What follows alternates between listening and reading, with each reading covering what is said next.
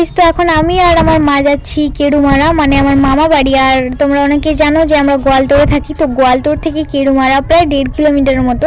সেই জন্য আমরা সাইকেলেই যাচ্ছি। তো এসে একটু ভাইয়ের সঙ্গে ভেলকি করছিলাম আর ওর ভিডিও করছিলাম বলে ও পায়ে করে ক্যামেরাটাকে ধাক্কা দিয়ে দিল।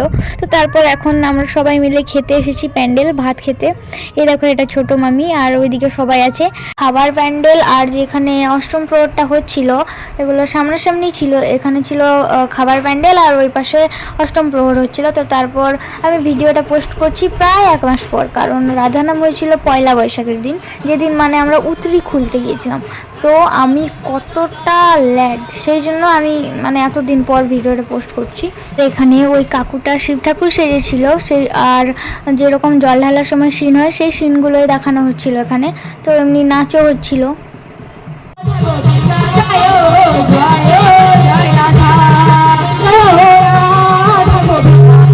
তারপর আমরা বাড়ি চলে গিয়েছিলাম, কিন্তু আমাদেরকে ডাকতে গিয়েছিল, তাই আমি বোন আমরা এসেছিলাম 2জন। আর ওই পাশে দেখো সবাই আছে।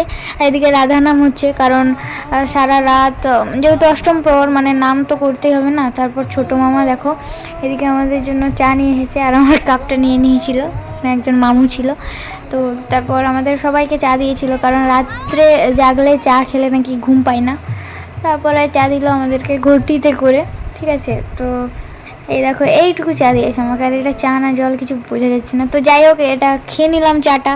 তারপর আমরা সবাই একটু রাধা নাম করছিলাম, নাচও করছিলাম একটু। আর এদিকে ভাই দেখো কীরকম বদমাশি করছে, মানে কি বলবো, কিছু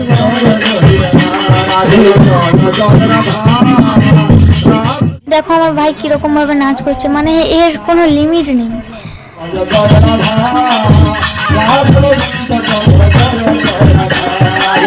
অনেক নাচা গানা করার পর দেখো এখন 4:13 বাজছে, বাড়ি যাচ্ছি। আর ধুলোটের ভিডিওটা পাবে নেক্সট পার্টে, মানে পার্ট 2 আসবে। তো এই পার্টটা ভালো লাগলে লাইক কমেন্ট শেয়ার করবে আর আমাকে ফলো করবে পরের পার্ট দেখার জন্য। ততক্ষণের জন্য টাটা।